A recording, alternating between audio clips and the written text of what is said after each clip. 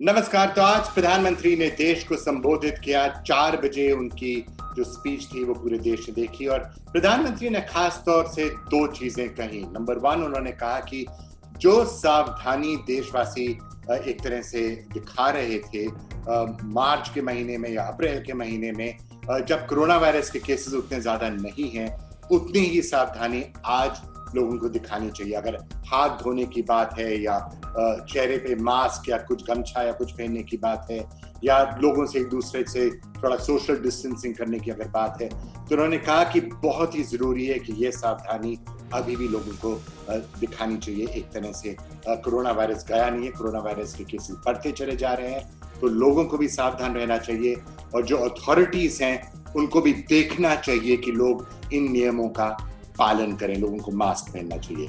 दूसरी बात जो प्रधानमंत्री ने कही, आपको याद होगा कि मार्च में ही प्रधानमंत्री ने घोषणा करी थी कि 80 करोड़ लोगों को गेहूं या चावल और दाल दिया जाएगा, हर महीने दिया जाएगा।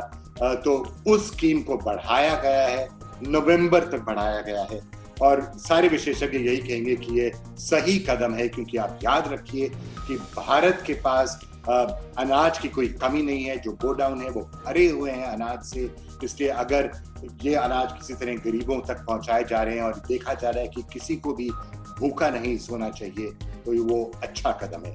एक चीज का जिक्र प्रधानमंत्री ने नहीं किया और वो था चीन का जिक्र, और खास तौर से लाइन ऑफ कंट्रोल पर जो हो रहा है। शायद प्रधानमंत्री ने समझा कि एक ऐसे बयान में, एक ऐसे स्पीच में चीन का जिक्र नहीं होना चाहिए, तो उन्होंने सिर्फ कोरोना वायरस की बात करी और ये जो उनकी जो स्कीम है, अनाज देने की स्कीम है, उसका जिक्र किया। चलिए देखते हैं आज की मुख्य खबरें और प्रधानमंत्री ने क्या कहा। प्रधानमंत्री ने राष्ट्र के नाम अपने संबोधन का आगाज लोगों को आगाह करके किया। उन्होंने लोगों से अपील की कि वो एहतियात बरतने में कोई भी ढिलाई न करें। पीएम बोले कि लॉकडाउन के दौरान बहुत ही गंभीरता से नियमों का पालन किया गया और यही कारण है कि इस दौरान हम लाखों लोगों की जान बचा पाए। लेकिन अनलॉक 1 के दौरान मास्क पहनने, हाथ धोने और सोशल डिस्टेंसिंग को लेकर लापरवाही बरती जा रही है। पीएम बोले कि भले ही किसी गांव का प्रधान हो या खुद प्रधानमंत्री, कोई भी नियमों से ऊपर नहीं है। पीएम ने कहा कि कंटेनमेंट जोन को लेकर और भी ज्यादा सतर्कता बरतने की जरूरत है और लोगों से अपील की कि वो नियम न मानने वालों को टोकें। हम ये भी देख रहे हैं कि जब से देश में अनलॉक 1 हुआ है, व्यक्तिगत और सामाजिक व्यवहार में लापरवाही जरा बढ़ती ही चली जा रही है। पहले हम मास्क को लेकर, 2 गज की दूरी को लेकर 20 सेकंड तक दिन में कई बार हाथ धोने को लेकर बहुत सतर्क थे। लेकिन आज जब हमें ज्यादा सतर्कता की जरूरत है, तो लापरवाही बढ़ना बहुत ही चिंता का कारण है। मंगलवार को अपने संबोधन में पीएम मोदी ने प्रधानमंत्री गरीब कल्याण अन्न योजना का विस्तार नवंबर महीने तक करने का ऐलान किया। यानी ये योजना अब नवंबर तक जारी रहेगी। इस योजना के तहत 80 करोड़ लोगों को मुफ्त अनाज दिया जा रहा है। योजना के अंतर्गत हर महीने परिवार के हर सदस्य को 5 किलो गेहूं या चावल मुफ्त दिया जाएगा। साथ ही प्रत्येक महीने हर परिवार को 1 किलो चना भी मुफ्त दिया जाएगा। पीएम के मुताबिक इस राशन वितरण पर 90,000 करोड़ रुपए खर्च होंगे। कि प्रधानमंत्री गरीब कल्याण अन्न योजना का विस्तार अब दिवाली और छठ पूजा तक, यानी नवंबर महीने के आखिर तक कर दिया जाएगा। सरकार द्वारा इन 5 महीनों के लिए 80 करोड़ से ज्यादा गरीब भाई बहनों को हर महीने परिवार के हर सदस्य को 5 किलो गेहूं या 5 किलो चावल मुफ्त मुहैया कराया जाएगा और साथ ही प्रत्येक परिवार को हर महीने 1 किलो चना भी मुफ्त दिया जाएगा। हमने एक सपना देखा है, कई राज्यों ने तो बहुत अच्छा काम भी किया है। बाकी राज्यों पर भी हम आग्रह कर रहे हैं कि इसको काम को आगे बढ़ाएं। और काम क्या है? अब पूरे भारत के लिए एक राशन कार्ड की व्यवस्था भी हो रही है, यानी एक राष्ट्र एक ration card, one nation one ration card. इसका सबसे बड़ा लाभ उन गरीब साथियों को मिलेगा जो रोजगार या दूसरी आवश्यकताओं के लिए अपना गांव छोड़ करके कहीं और जाते हैं। प्रधानमंत्री नरेंद्र मोदी ने कोरोना वायरस संकट में मंगलवार को छठी बार देश को संबोधित किया। पीएम मोदी के संबोधन से पहले उम्मीद जताई जा रही थी कि वो चीन के साथ जारी तनाव पर कुछ बड़ी बात बोल सकते हैं, खासकर अमित शाह के ट्वीट के बाद। पर ऐसा हुआ नहीं। पीएम मोदी ने चीन पर कुछ नहीं कहा। चीन पर न बोलने के लिए अब कांग्रेस के पूर्व अध्यक्ष राहुल गांधी ने ट्विटर पर एक शेर साझा कर निशाना साधा है। राहुल ने लिखा, तू इधर उधर की न बात कर, ये बता कि काफिला कैसे लुटा। मुझे रहज़नों से गिला तो है, पर तेरी रहबरी का सवाल है। इस शेर का मतलब यह है कि इधर उधर की बात करने की बजाय मुद्दे की बात करें और बताएं कि काफिला कैसे लुटा। यहाँ काफिला लुटने का मतलब जरूर चीन से है। इसके बाद राहुल ने लिखा कि मुझे रहज़नों से गिला तो है। रहज़न यानी लूटपाट करने वाले और गिला मतलब नाराजगी। रहज़न का इस्तेमाल जरूर चीन के लिए है, पर साथ ही राहुल ने रहबरी पर सवाल खड़ा किया है। रहबर का मतलब होता है लीडर और मार्गदर्शक। चीन के 59 ऐप्स को बैन करने के बाद अब सरकार ने गूगल प्ले स्टोर को इन ऐप्स को अपने प्लेटफॉर्म से तुरंत हटाने के निर्देश दिए हैं। सरकार ने इंटरनेट सर्विस प्रोवाइडर से भी इन ऐप्स को ब्लॉक करने को कहा है। दूसरी तरफ सरकार ने बैन की गई कंपनियों को 48 घंटे का वक्त भी दिया है, जिसमें वो अपनी ओर से सफाई पेश कर सकती हैं। सरकार के द्वारा गठित एक कमेटी इनकी बात सुनेगी। इस कमेटी में आईटी, गृह मंत्रालय, सूचना मंत्रालय और कानून मंत्रालय के अधिकारी शामिल होंगे। इसमें डेटा चोरी को लेकर कंपनियों से सवाल जवाब होंगे। रिपोर्ट्स के मुताबिक सरकार अभी कुछ और नई ऐप्स के नाम इस लिस्ट में जोड़ सकती है, जिससे सुरक्षा को खतरा हो सकता है। इस बीच टिकटॉक ने अपने बयान में दावा किया है कि ये अंतरिम आदेश है और सरकार की ओर से उन्हें सफाई देने के लिए बुलाया गया है। देश में टिकटॉक सहित 59 चीनी ऐप्स को प्रतिबंधित करने के बाद चीन की तरफ से इस पर प्रतिक्रिया सामने आई है। चीनी विदेश मंत्रालय के प्रवक्ता ने कहा कि इस पूरे मसले पर चीन बहुत चिंतित है और पूरे मामले की जानकारी ली जा रही है। चीन ने कहा कि हम इस बात पर जोर देना चाहते हैं कि चीनी सरकार हमेशा चीनी कारोबारियों को अंतर्राष्ट्रीय और स्थानीय कानूनों का पालन करने के लिए कहती है। उन्होंने कहा कि भारत सरकार पर चीनी निवेशकों सहित अंतर्राष्ट्रीय निवेशकों के कानूनी अधिकारों को बनाए रखने की जिम्मेदारी है। चीनी ऐप्स के बैन पर चीन के विदेश मंत्रालय का कहना है कि वह स्थिति की समीक्षा कर रहा है। बता दें कि सोमवार को भारत सरकार ने चीन को बड़ा झटका देते हुए टिकटॉक समेत 59 चीनी ऐप्स को प्रतिबंधित कर दिया था। भारत की डिजिटल स्ट्राइक से चीन बौखला उठा है और इसी बौखलाहट में उसने अपने देश में भारतीय न्यूज़पेपर और वेबसाइट्स को बैन कर दिया है। अब भारतीय न्यूज़ चैनलों और मीडिया हाउसों से जुड़ी वेबसाइट्स चीन में नहीं देखी जा सकेंगी। चीन में इन वेबसाइट से अब भारतीय लाइव टीवी देखने के लिए अब वर्चुअल प्राइवेट नेटवर्क यानी वीपीएन का इस्तेमाल करना होगा। लेकिन बताया जा रहा है कि बीते 2 दिनों से वीपीएन भी ब्लॉक है।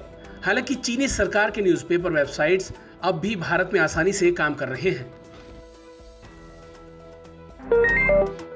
भारत चीन के बीच गलवान घाटी में हुई हिंसक झड़प के बाद अब चीन घुसपैठ के साथ ही अन्य हरकतों पर भी उतारू हो गया। लद्दाख में पैंगोंग लेक के जिन फिंगर्स इलाकों को लेकर भारत से विवाद चल रहा है, वहां चीन ने एक खुली हुई मैदानी सतह पर बहुत बड़ा मैंडेरिन प्रतीक और चीन का मानचित्र बनाया है। ये प्रतीक फिंगर 4 और फिंगर 5 के बीच बना है, जिसकी लंबाई 81 मीटर और चौड़ाई 25 मीटर के करीब है। इससे पहले चीनी सेना के ओवरऑल कमांडर वांग हाईजांग की भी एक तस्वीर सामने आई थी, जिसमें वो सरहद पर लिखे हुए चीन को पेंट करते नजर आ रहे थे। हर गुजरते दिन के साथ देश में कोरोना के मामले बढ़ते जा रहे हैं। मंगलवार को स्वास्थ्य मंत्रालय की ओर से जारी आंकड़ों के मुताबिक 24 घंटे में 18,522 नए केस सामने आए, तो वहीं 418 मरीजों ने कोरोना की वजह से दम तोड़ दिया। इसके साथ ही देश में कोरोना मरीजों की संख्या बढ़कर 5,66,840 हो गई है, जबकि मरने वालों की संख्या 16,893 हो गई है। बता दें कि ये लगातार चौथा दिन है जब देश में कोरोना के 18,000 से ज्यादा नए मामले आए हैं। देश में फिलहाल 2,15,125 एक्टिव केस हैं, जबकि 3,34,822 मरीजों ने कोरोना को मात देने में कामयाबी हासिल की है। बीते 24 घंटे की बात करें तो 13,093 मरीजों ने कोरोना पर कामयाबी हासिल की है, जबकि एक्टिव मरीजों की संख्या में 5,000 से ज्यादा की बढ़ोतरी हुई है। खास बात यह है कि देश में कोरोना से रिकवरी रेट भी बढ़कर 58.67% पर पहुंच गया है। कोरोना वायरस महामारी से पूरी दुनिया को जूझते हुए 6 महीने का वक्त गुजर गया है और अब मन में ये सवाल भी है कि आखिर ये कब तक चलेगा। विश्व स्वास्थ्य संगठन के मुताबिक अभी कोरोना वायरस का सबसे बुरा काल आना अभी बाकी है। सोमवार को वर्चुअल ब्रीफिंग के दौरान WHO चीफ टेड्रोस घेब्रेयेसस ने चेताया है कि अगर सरकार सही नीतियों को लागू नहीं कर पाती है तो कई और लोग इससे संक्रमित हो सकते हैं। हालांकि कई देश इसको रोकने की दिशा में सही कदम उठाकर विकास कर रहे हैं, फिर भी ये वायरस काफी तेजी से दुनिया भर में फैल रहा है।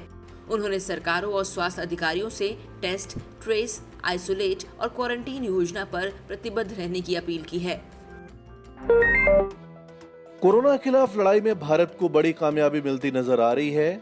भारत ने कोरोना वायरस की वैक्सीन तैयार करने की दिशा में एक बड़ा कदम बढ़ा दिया है। भारत में कोविड-19 की पहली वैक्सीन तैयार कर ली गई है। इस वैक्सीन का नाम कोवैक्सीन है और इसे भारत बायोटेक ने बनाया। खुशखबरी यह है कि इस वैक्सीन को इंसानों पर ट्रायल की अनुमति मिल गई है। कोवैक्सीन का इंसानों पर ट्रायल जुलाई में शुरू होगा। इस ट्रायल के नतीजों के आधार पर इस वैक्सीन को अपनाने पर फैसला लिया जाएगा।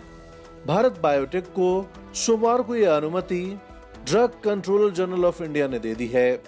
बायोटेक के मुताबिक ICMR और नेशनल इंस्टीट्यूट ऑफ वायरोलॉजी के साथ मिलकर इसे तैयार किया गया है। बिहार में कोरोना का कहर लगातार जारी है और इसके संक्रमित मरीजों की संख्या 10,000 के पास पहुंच गया है। पटना के एक शादी समारोह में भाग लेने के बाद 364 लोगों की हुई कोरोना जांच में अब तक 100 लोगों की पॉजिटिव रिपोर्ट आने के बाद इलाके में दहशत व डर का माहौल उत्पन्न हो गया है। खबर है कि दूल्हे की मौत हो गई है। पूरा मामला पटना से तकरीबन 50 किलोमीटर दूर पालीगंज इलाके का है, जहां पर 15 जून को एक शादी में शामिल 95 मेहमान कोरोना संक्रमित हो गए। इस मामले में लगभग 350 लोगों का सैंपल 3-4 दिन पहले ही जांच के लिए गया था, जिसमें बारात में आने वाले, शादी वाले घर से ताल्लुक रखने वाले रिश्तेदार और बाराती भी शामिल थे। इसमें हलवाई, फोटोग्राफर से लेकर किराना और सब्जी विक्रेता तक शामिल हैं। जांच रिपोर्ट आने के बाद इलाके में भय का माहौल है। पुलिस प्रशासन के अलावा मेडिकल टीम अलर्ट मोड पर आ गई है। बताया जा रहा है कि दूल्हा गुरुग्राम में काम करता था और पेशे से इंजीनियर था। मुंबई में कोरोना का कहर नहीं थम रहा। अब फिल्म स्टार्स भी इससे अछूते नहीं। आमिर खान के घर में भी कोरोना पहुंच गया है। खुद आमिर ने पोस्ट लिखकर बताया कि उनके कुछ स्टाफ कोविड-19 पॉजिटिव पाए गए हैं, जिन्हें क्वारंटीन कर दिया गया है। आमिर ने ये भी बताया कि वो और उनके परिवार के लोगों का भी टेस्ट किया गया, लेकिन शुक्र है कि सभी नेगेटिव पाए गए हैं। आमिर खान ने BMC की खास तौर पर तारीफ की और उनके शीघ्र, पेशेवर और देखभाल के तरीके के लिए उन्हें धन्यवाद दिया। उन्होंने कोकिलाबेन अस्पताल को भी धन्यवाद दिया। साथ ही आमिर ने अपने फैंस से दरख्वास्त की कि वो दुआ करें कि उनकी मां का कोविड टेस्ट भी नेगेटिव आए। कराची स्टॉक एक्सचेंज में हुए आतंकवादी हमले के बाद अब मुंबई के ताज होटल को उड़ाने की धमकी भरा कॉल आया है। जानकारी के मुताबिक होटल के फोन पर कॉल करके एक शख्स ने ताज होटल में फिर से 26/11 जैसा आतंकी हमला करने की धमकी दी है। कहा जा रहा है कि यह फोन पाकिस्तान से आया है। फोन पर शख्स ने कहा कि कराची स्टॉक एक्सचेंज में हुआ आतंकी हमला सभी ने देखा और अब ताज होटल में 26/11 जैसा हमला एक बार फिर होगा। इसके साथ ही फोन करने वाले शख्स ने होटल के कर्मचारी को अपना व्हाट्सएप नंबर भी दिया। पुलिस अब कॉलर की डिटेल निकाल रही है। बता दें कि 26 नवंबर 2008 को मुंबई में हुए आतंकी हमले में कुछ आतंकी ताज होटल में भी घुसने में कामयाब हुए थे। यहीं आतंकियों और सुरक्षा बलों के बीच सबसे लंबी मुठभेड़ चली थी। आंध्र प्रदेश के विशाखापट्टनम में एक बार फिर से एक कंपनी में गैस लीक की घटना हुई है। इस हादसे में अब तक 2 मजदूरों की मौत हो चुकी है, जबकि 4 लोगों का इलाज अस्पताल में चल रहा है। रिपोर्ट्स के मुताबिक गैस लीक की घटना परवदा के जवाहरलाल नेहरू फार्मा सिटी स्थित सेनर लाइफ साइंस फार्मा कंपनी में मंगलवार तड़के हुई। लीक हुई गैस बेंजीमिडाजोल बताई जा रही है, जो जहरीली होती है। जिस समय गैस लीक का हादसा हुआ उस समय फार्मा कंपनी में 30 लोग काम कर रहे थे। गैस लीक होने की वजह से 6 कर्मचारियों को चक्कर आया और वे बेहोश होकर गिर पड़े। सभी बेहोश कर्मचारियों को अस्पताल ले जाया गया, जहां 2 की मौत हो गई।